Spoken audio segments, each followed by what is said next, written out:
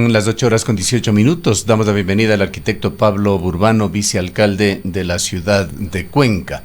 Agradeciéndole por su presencia, arquitecto Burbano. No podemos decir lo mismo de la ausencia cuasi permanente en este medio de comunicación del señor alcalde, a quien le hemos seguido invitando. A pesar de todas sus negativas, no estuvo antes de la campaña electoral, no estuvo en la campaña electoral. Acabamos de recibir hace muy poco una respuesta en el sentido de que se encuentra sumamente ocupado con su agenda. Ojalá antes de que deje la alcaldía podamos por lo menos hacer un balance con él de lo que ha sido su administración. Hoy lo haremos con usted. El alcalde, en este reportaje que acabamos de transmitir, lo ha señalado que Cuenca se encuentra en el mejor momento.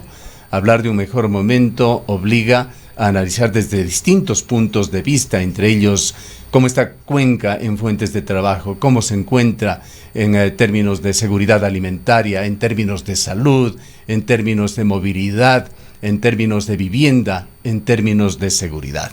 Le dejamos a usted en la palabra, arquitecto Burbano. Gracias, estimado Gustavo. Siempre un placer recibir su invitación. Buenos días a usted, a Rosana, y un saludo cordial también a todos sus seguidores. Efectivamente, estamos ya en un proceso de transición, a días de terminar una administración en donde haremos pública precisamente el estado en el que pudimos entrar a administrar esta ciudad y cómo la estamos dejando. Las palabras del señor alcalde obedecen precisamente a una situación muy compleja que hemos tenido que vivir la humanidad entera, y no digamos particularmente esta ciudad, en donde efectivamente hoy por hoy los números, sobre todo de reactivación económica, del tema turístico, lo que le compete a la gestión de una administración, sobre todo en lo que tiene que ver con sus empresas fundamentalmente, que tienen salud financiera, que están en pleno proceso de ejecutar proyectos que quedarán en marcha y financiados. Creo que sí es el mejor momento, y eso habla bien no solo de la gestión, sino de que los cuencanos hemos sido capaces, en medio de las situaciones más complejas, ponernos de acuerdo, como por ejemplo de un tema de minería y de conservación de nuestras fuentes hídricas a través de una consulta popular, y muchos otros logros que lo hemos podido hacer y que no hubiesen sido posibles sin el concurso precisamente de los ciudadanos y del sector privado particularmente. Más allá de opiniones que se pueden dar, todas muy respetables, por supuesto, arquitecto Burbano, siempre apelamos cuando se trata de evaluaciones de lo que se hace o se deja de hacer en el sector público, igual corre esto para el privado, el de hablar con índices e indicadores. Sin esto le agradeceríamos en algunos de los aspectos sobre los cuales hemos hablado en la introducción de este diálogo con indicadores. ¿Qué es lo que ha logrado la administración de Pedro Palacios en algunos de estos temas? ¿Cómo encontró a Cuenca? ¿Cómo lo está dejando? Muy brevemente, estimado Gustavo, Cuenca, con una deuda de $70 millones, 20 de los cuales eran a los gas parroquiales, muchos de ellos no habían recibido sus recursos del presupuesto participativo que casi 4 o 5 años, $50 millones debiendo a proveedores, personas que estaban dejando de prestar su contingente a una empresa como Etapa, que estaba a punto de dejar de prestar el servicio de agua potable porque no quería y no había quien le fíe para poder recibir los insumos necesarios, con una inversión supera los $142 millones, con más de 61,000 empleos generados de manera directa e indirecta en las diferentes obras, con nuevos puentes como Isauro Rodríguez, el puente de la compañía, con un distribuidor de la Avenida de las Américas que tuvo que esperar tantos años para que se lo haga, con miradores como el de Turi, que lo que hacen es potenciar el potencial turístico que ya lo tiene Cuenca, con repavimentaciones, cerca de 105 kilómetros de repavimentación, cerca de 50 kilómetros de pavimentación rígida, cerca de 150 kilómetros de alcantarillado nuevo, más de 370 kilómetros de agua potable, atención sobre todo a las parroquias rurales, centros de integración comunitaria, más de 8 parques, programas viales que todavía continúan y continuarán con financiamiento, que eso es fundamental entenderlo.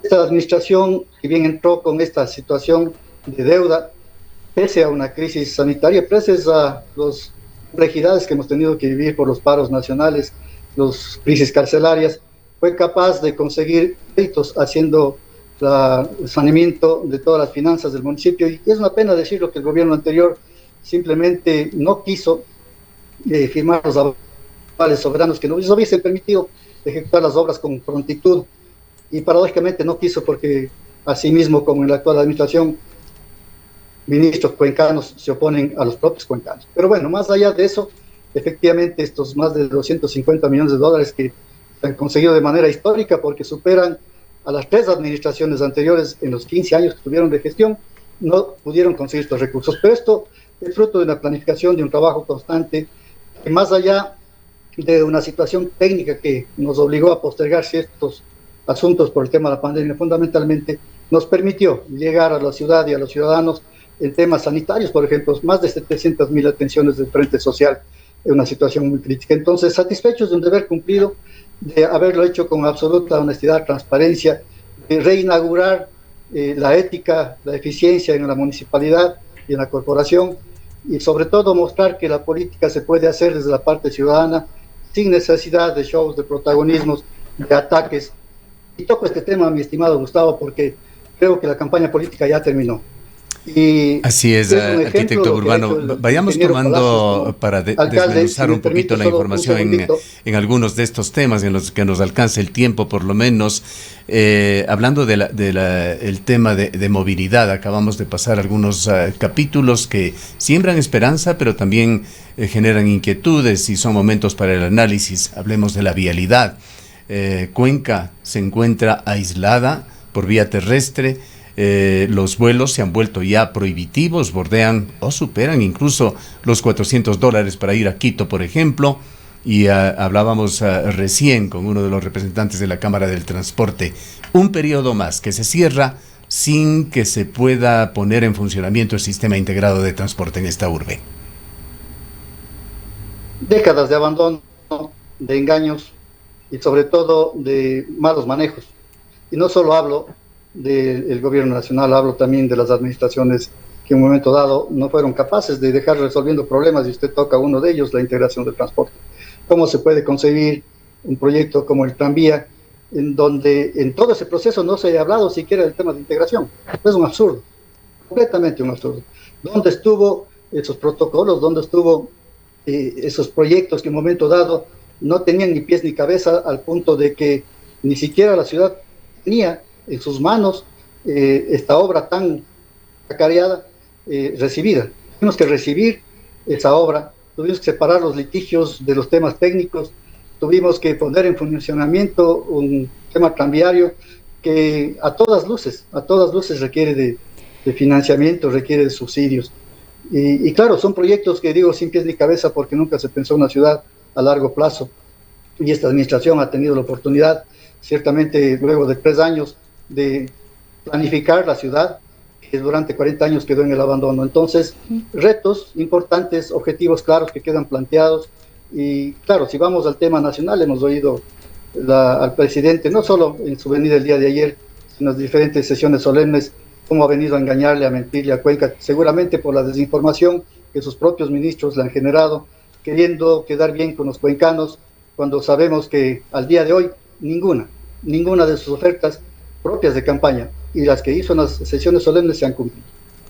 Arquitecto, muy buenos días. Ahora ya al final de la administración ha habido algunos cuestionamientos que se han hecho públicos, en el sentido de que la administración saliente del ingeniero Pedro Palacios no debería dejar firmando contratos o asumir contratos de última hora. Está el contrato de la empresa EMAC, recientemente el contrato para la pista del aeropuerto, y a propósito de la situación de la vialidad que está viviendo Cuenca, la provincia de El Azuay, quizás un cierre de 3 meses del aeropuerto se volvería mucho más problemático, pese a los problemas que ya comentó Gustavo de los costos excesivos en los pasajes para ir hacia Quito o hacia Guayaquil, que son los vuelos que tenemos acá en la ciudad. Pero esta actuación del alcalde y de los funcionarios de la corporación municipal ha sido cuestionada al final de la gestión. Gracias, mi estimada Rosana. Como administración seguiremos privilegiando la responsabilidad a la irresponsabilidad, el respeto a la prepotencia, la empatía a la violencia. No vamos a caer en ese juego. Aquí no hay cosas de última hora, que no sean las que acabo de comentar. Una programación hecha desde el inicio de la administración. En el caso puntual del aeropuerto, esto se lo vino trabajando a través de actualizar estudios y hacer una intervención integral que se lo debió haber hecho hace 8 años. La ciudad en estos 8 años ha vivido en constante riesgo de posibles accidentes aéreos con banderas rojas cada vez que existían lluvias y otros temas de carácter técnico en el aeropuerto. Y es una irresponsabilidad el haber mantenido a una ciudad quizás esperando que tengamos otro accidente aéreo como el que hace pocos años sufrimos, con una gran ventaja y bendición de que este avión entró en la cabecera de la pista y no se fue contra las viviendas. Entonces, ciertamente estos 8 millones de dólares que obedecen a un crédito del Banco de Desarrollo, CAP, ya fueron programados hace mucho tiempo atrás. El concurso se lo debió hacer ciertamente meses atrás, hubieron ciertos temas que lo impidieron, pero desde el 3 de marzo está lanzada una licitación internacional que esperamos que en este proceso se la vaya ejecutando. Tomará tiempo como todos los procesos hasta que se pueda tener una oferta que sea la más ventajosa para la ciudad y se la adjudique. Pero hasta el último día, hasta el día 13 de mayo, seguiremos con esta programación, seguiremos con la ejecución de las obras. De hecho, se tiene una agenda y una carpeta de trabajo que significa alrededor de 32 millones de inversión en estos meses, en varios proyectos. Muchos de ellos son los que este rato se lo están cuestionando, pero no tiene nada que ver con un tema de última hora, pero la responsabilidad hasta el último día de la gestión, estimados.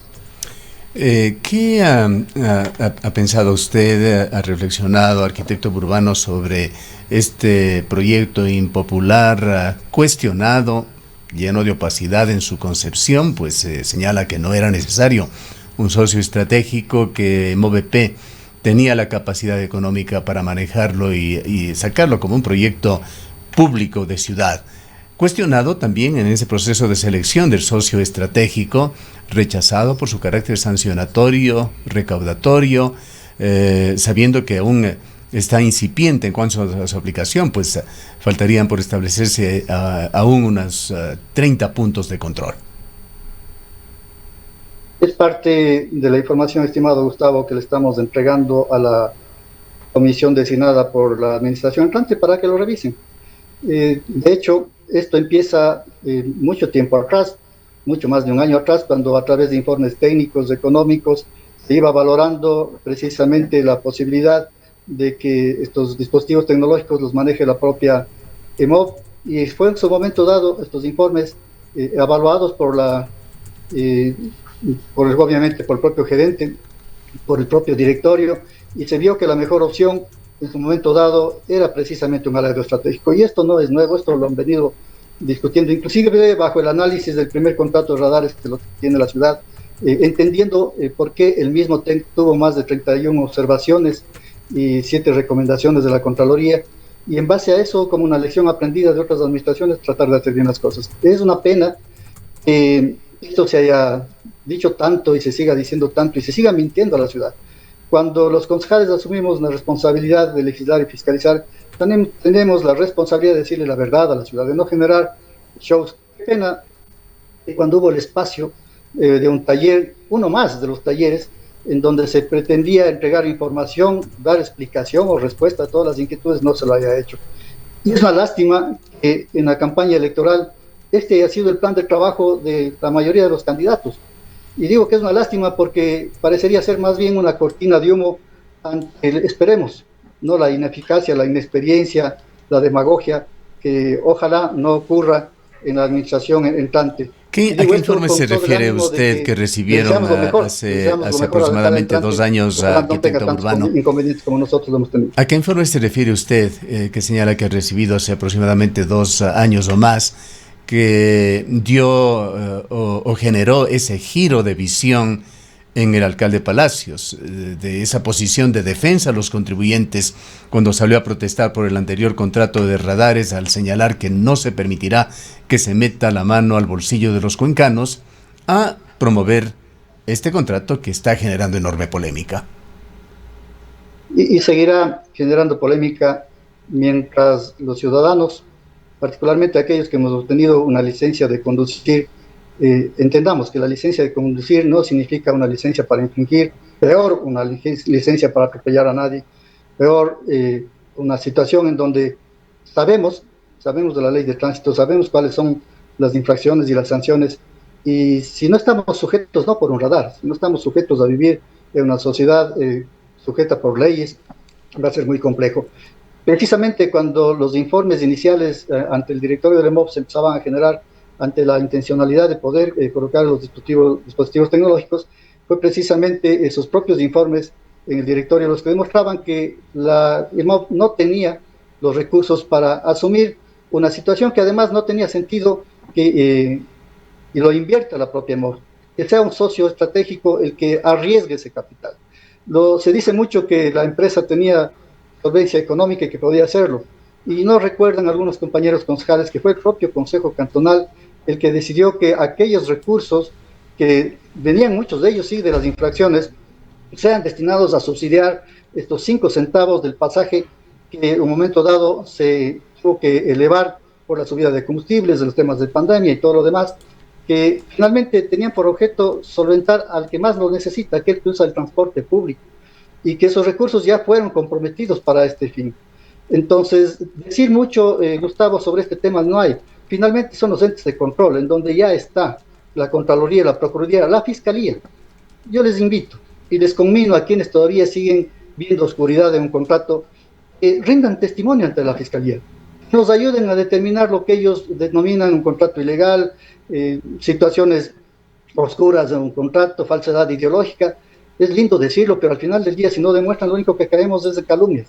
Y espero que en los próximos días, y ojalá si sea, la propia Fiscalía en un momento dado, después de su análisis, vea si existen elementos de convicción para sostener lo que se ha dicho tanto. En todo caso, la información que se está entregando de manera física y que se lo está haciendo extensiva también a la Comisión de Transición, se lo hará también subiéndole en un link en donde tengan acceso público una vez sea validada, entregada a la Comisión, para que los medios de comunicación y la ciudadanía, si es que así lo desea, pueda revisar. Pasemos a otro tema. Arquitecto Urbano, le señalaba, entre estas necesidades básicas que aspiran los habitantes de esta ciudad, de cualquier ciudad, está la vivienda. Quisiera preguntarle cuál es el balance de estos 4 años, qué ha hecho EMUVI, la empresa de vivienda del municipio de Cuenca, empresa pública que ha tenido y ha mantenido un rol de pagos de aproximadamente $500,000 anuales. Lamentablemente, cuando a una empresa, y particularmente el EMUVI, se le toma como parte de una campaña electoral y se ofrecen... No estamos en campaña electoral, estamos haciendo un balance, sí. Arquitecto Urbano. Sí, pero estoy tomando como antecedente, mi querido Gustavo, que a la empresa EMUVI se le ha tomado como un botín para decir que se ofrecen 3, 4, 5 mil viviendas y al final del día no hacerlo. ¿Y por qué no se lo ha hecho? Porque precisamente a la empresa no se le dio esa posibilidad a través de su propio marco normativo, a través de la ordenanza, de su creación, de ser una gestora de suelo.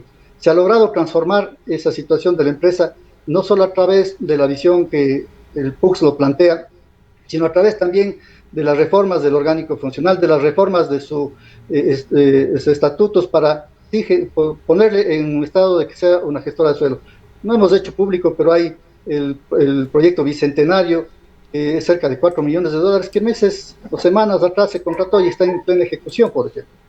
Pero eso obedece al hecho de... ¿Cuál es este proyecto? Denos un poquito de detalles. Ahora, inclusive en la reforma que estamos generando de vivienda de interés social, sea una verdadera gestora de suelo y no sea la competidora con el sector privado que hace muy bien el tema de la construcción. Entonces, arrastrar problemas como el proyecto que está cerca del hospital del IES, Reyes de Monay, hasta ahora no se puede resolver por las complejidades y por las situaciones no técnicas que se han elaborado ahí. Lo único que han hecho es tener a la empresa en una situación económica en donde sí, tiene que estar pagando recursos por un arbitraje, por otros temas sobre obras que son muy complicadas de concluir.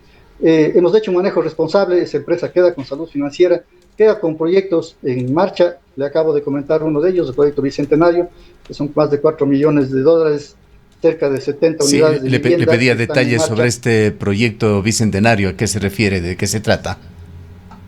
Es un proyecto que fue planteado desde el inicio de la administración y que buscaba generar proyectos de vivienda de interés social en una de las parroquias más grandes rurales del cantón, que es la parroquia de Ricaurte. Ahí está ya en plena ejecución este proyecto. ha empezado hace un par de meses. He tenido la suerte de ser en estos 2 años parte del directorio de la EMUVI, de generar proyectos en donde podamos, a través de alianzas estratégicas o situaciones en donde los privados se alíen con la empresa, poder generar vivienda de interés social. Y hay proyectos muy interesantes que en un momento dado significarán que la empresa pueda gestionar suelo, que creo que es su principal función, no la construcción per se de vivienda de interés social, porque eso lo pueden hacer cualquier ente privado, pero es la empresa la que tiene que gestar el suelo, con todas las condiciones para que en un momento dado tengan agua, alcantarillado, accesibilidad, vialidad, salud. No se puede permitir proyectos de vivienda de interés social en medio de la nada, en donde le terminamos complicando más al ciudadano, más que darle una alternativa de vivienda. Entonces, la visión de la empresa ha cambiado y esperemos que así continúe en los siguientes años. Usted nos hablaba, arquitecto Burbano, que se han generado fuentes de trabajo. No pudimos tomar nota de la cantidad que decía. ¿Cuántos empleos se ha generado en Cuenca y de qué manera ha contribuido en esto el municipio, la administración municipal? Se tiene alrededor de 71.000 a 74.000 empleos directos e indirectos generados a través de la obra pública de la administración municipal. Esto en una inversión que ya bordea los $200 millones en proyectos terminados, otros en ejecución. Y creo que eso finalmente contribuye también con la inversión privada a que Cuenca esté liderando este proceso de reactivación económica. Vamos ya cerca de lograr este objetivo de 6 de cada 10 empleos plenos en la ciudad de Cuenca, y sobre todo esto es un logro que hemos conseguido uniendo al sector público y privado, pero esto es parte de los beneficios que podemos hacer a través de la obra pública. Más de 200.000 habitantes beneficiados a través de las diferentes obras. ¿Cómo se han generado estos puestos de trabajo? Si nos puede dar una explicación un poquito más detallada. Bueno, particularmente con todo lo que tiene que ver la construcción de lo que acabo de comentar: puentes, vías, pavimentación rígida, alcantarillado, agua, que lo que ha hecho es darle trabajo a la mano de obra calificada y no calificada, que fundamentalmente viene del área rural. Y estos indicadores se los ha ido midiendo de manera mensual y trimestral a través de proyectos que en un momento dado tuvieron una agenda y que se han ido desarrollando. Ciertamente que esto es parte de una rendición de cuentas del señor alcalde, que lo hará en los siguientes días. Yo me permito dar números globales, pero es una realidad. Lo que no se ha dicho es que la administración ha venido haciendo un promedio de contratación de casi una obra cada 2 días, lo cual ha significado más de 650 contratos de obras, muchos de ellos a la vista de todos, y que hay quienes todavía en su propia ceguera piensan que no se ha hecho obra, porque muchos de ellos se ha trabajado en una zona rural, en donde de manera histórica se ha logrado casi invertir $50 millones y darle calidad de vida a la gente que realmente más lo requiere. ¿Cuál sería su explicación, arquitecto Burbano, por lo que sucedió con Etapa? Usted señala que recibieron a Etapa con deudas, que Etapa no era sujeto de crédito. ¿En qué condiciones queda Etapa también? Sería bueno que nos comente, pero por allí está este último dato que tuvo que salir a la frente a informar a la ciudadanía el señor gerente de Etapa, en el sentido de que no va ese proyecto Huangarcucho, que pretendía subsanar ya el proyecto agotado de Ucubamba para el tratamiento de aguas servidas en Cuenca. Allí se abrió una línea de crédito justamente con el Banco Europeo, y me parece que la CAF, por el orden de $70 millones, de los cuales no se ha recibido un centavo, pero en comisiones Etapa ha tenido que pagar ya más de $400.000, más de $800.000 según otra versión que acabó de publicarse en uno de los diarios locales. Gustavo, no quisiera anticiparme a un tema que lo está tratando ahora mismo Etapa en el seno de su directorio, a través de hacer una auditoría a todos los procesos, inclusive para que en el proceso de transición le entregamos información fidedigna a la Comisión de Transición. Sin embargo, de ello, entiendo que la decisión obedece precisamente a las recomendaciones que en un momento dado, por temas técnicos económicos, se dio de baja, inclusive por propias recomendaciones del banco al que usted hace referencia. Sin embargo, de ello es un proyecto importante. El banco cuestionaba el proceso de selección que se dio de la empresa que se iba a hacer cargo de esta obra. No tengo conocimiento de eso, estimado Gustavo. No quisiera hablar por lo que sale en redes sociales particularmente. Sin embargo, esta información que yo le estoy diciendo por conocimiento de causa propio, no referencia de redes sociales. Entendemos que hubo allí observaciones del Banco Europeo, arquitecto Burbano. Así es, y como le acabo de decir, mi estimado Gustavo, no tengo el detalle preciso, pero lo haremos público en un momento dado con la entrega de información para que, si es que hicieron observaciones, la gente conozca efectivamente cuáles son. Lo que sí le puedo garantizar es que no existe nada oscuro detrás de esta situación como se pretende hacer creer. ¿Cómo queda etapa en su salud financiera? ¿Cómo se entrega etapa a la nueva administración? Queda con salud financiera. Todas las empresas, debo decir, todas las empresas, sin excepción, quedan con salud financiera. Ya no hay empresas que requieran del papago del municipio que les esté financiando, como la EDEC, por ejemplo.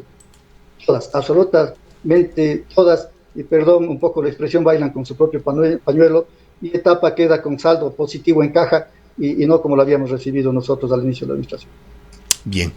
¿Cualquier tema adicional que quisiera usted tratar para nuestros oyentes, arquitecto Burbano? Nada más, estimado Gustavo, que hagamos de este proceso de transición un tema de respeto. Finalmente la ciudad no se merece estos shows que estamos viendo de manera permanente. Yo decía hace un momento que la campaña electoral ya terminó y quiero concluir con esto. Dimos ejemplo en una campaña electoral de no atacar absolutamente a nadie, de entrar con una propuesta, y no es válido que después de que haya terminado la misma sigamos faltando el respeto a la ciudadanía. Nosotros seguiremos siendo empáticos cuando exista violencia y siendo respetuosos cuando exista prepotencia, y le entregaremos a la ciudad como debe ser, de una manera respetuosa, ordenada y sobre todo con la ciudad en marcha, en vías de desarrollo, pese a no haber tenido el apoyo del gobierno, y aspiramos que en lo que le resta a la siguiente administración con este gobierno logre algo. Darle las gracias, estimado Gustavo, y gracias por la invitación. En un momento dado que tenga información respecto a la última consulta que usted me hizo, encantado la vida, le pediré un espacio si usted así me lo permite. ¿Cuáles son, ya que usted ha traído el tema, arquitecto Burbano, esas declaraciones a las cuales hace usted alusión que estarían distorsionando este proceso de transición? Lo que hemos podido conocer y escuchar han sido llamados básicamente del nuevo alcalde elegido, Cristian Zamora, en el sentido de pedir delicadeza, de que no se hagan concursos, licitaciones de última hora, que no se comprometan presupuestos a futuro. Estimado Gustavo, la administración hasta el 13 tiene la responsabilidad y la obligación de administrar esta ciudad. Cuando a través de los medios, particularmente las redes sociales, se amenaza tildando de sinvergüenzas, de que tengan cuidado, de que no firmen nada, eso me parece que no es lo correcto. Definitivamente detrás de cada servidor, de cada funcionario, no digamos de cada autoridad, existen familias, existen seres humanos honestos a los que se les debe respetar. Y por eso digo que nosotros seremos empáticos en contra de la violencia y seremos respetuosos en contra de la prepotencia. El ciudadano nombrado y electo alcalde tendrá a partir del 14 que cumplir su plan de trabajo, y en ese momento podrá hacer dentro del marco legal lo que le corresponda. Sin embargo, de ello no está bien calificar con adjetivos a cualquier servidor, funcionario, menos una autoridad, respecto de las gestiones que tiene que seguir haciendo de manera responsable. Bien, gracias por su presencia, arquitecto Burbano. A usted, estimado Gustavo, un buen día. Declaraciones del vicealcalde de la ciudad de Cuenca, el arquitecto Pablo Burbano. Son las 8:40.